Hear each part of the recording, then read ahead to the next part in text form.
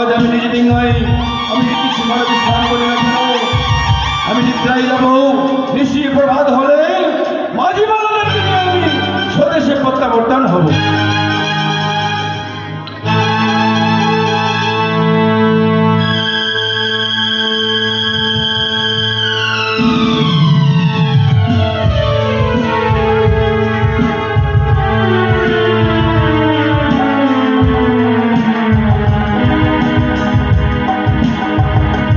আমি এখন চন্দ্রপতি দ্বারাই মনসাকে তার রাজ্যে যে প্রবেশ করেছে সে জানে না। তাকে আমি চাঁদের দ্বারাই মনসার লজ্জিত করব।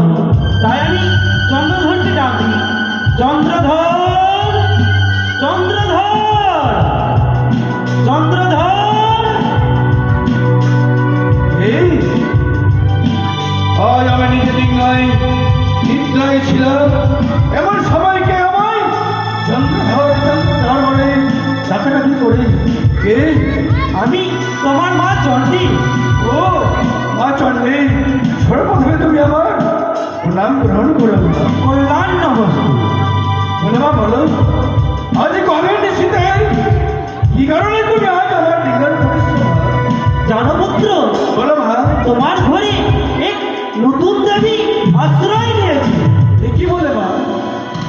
আজ মহারাজ প্রশ্নদে নতুন দেবীর আশ্রয় নিয়েছে? হ্যাঁ, তুমি যদি তোমার ঘর থেকে তাকে যদি না সরাও তাহলে আমি তোমার রাজ্যে থাকবো না। এ কি বলে মা? আমি আজ রয়েছি বাণিজ্যে, যদি সনাকা নতুন দেবীকে পুজো করা থাকে, আজ এই চম্পানের কল্যাণের জন্য, রাজপ্রসাদের কল্যাণের জন্য, তাতে ক্ষতি কি রয়েছে মা? তুমি জানো না পুত্র, চন্দ্রধর, বলো মা। তোমার সঙ্গে সেই দেবীর সঙ্গে রয়েছে বা কি বলে মা? বাদ